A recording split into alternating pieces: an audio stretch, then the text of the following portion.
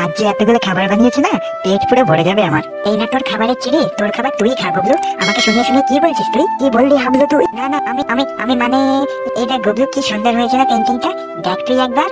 বাহ, খাবারের গন্ধে তো গোটা ঘরটা মুই মুই করছে রে। কি রান্না করলি রে তোরা? আরে আরে টনি ভাই যে, এসো এসো ভাই এসো। যতই তুমি প্রশংসা করো, তোমায় এক পিস চিকেনও আজ আমি দেবো না।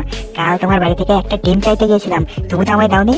আর আজ তুমি এসেছো খাবারের গন্ধ শুনতে শুনতে, সব চালাকি বুঝি। যাও ওখানে গিয়ে বসো, যাও। দেখি আমি পেন্টিংটা আরেকটু কমপ্লিট করার চেষ্টা করি। বেশ হয়েছে কিন্তু পেন্টিংটা। ও হিরু যে, দাঁড়াও, চলে যাচ্ছে যে বড়, দেখছো না দরজায় নোটিশ বোর্ড ঝুলছে? ও তুমি পেন্টিংটা পাড়িয়ে ঘরে ঢুকতে বলছো?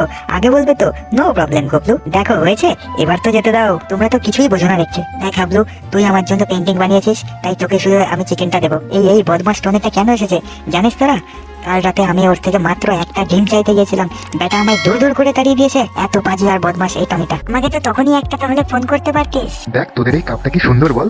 কে গিফট করলো রে এটা হাবলু? আমার দিকে তাকিয়ে আছো কেন গবলু? আমি তো এমনিই এসেছি, আমি খেতে আসি দেখো। আর টনি এখন এসব কথা বলে কথা ঘোরানোর চেষ্টা করছে, সব বুঝতে পারছি আমি। ওর তোরা ঝগড়াঝাটি করতে থাকবে, আমি আমার মতো পেট কেজে করতে থাকি। গবলু যা খায়, ও খেতে শুরু করলে আমার জন্য এক পিস চিকেনও তো লাগবে না। এ বাবা, হিরো তো এখানে হাবলুর মুখটা পুরো পুড়িয়ে কালো বাদরের মতো করে দিয়েছে।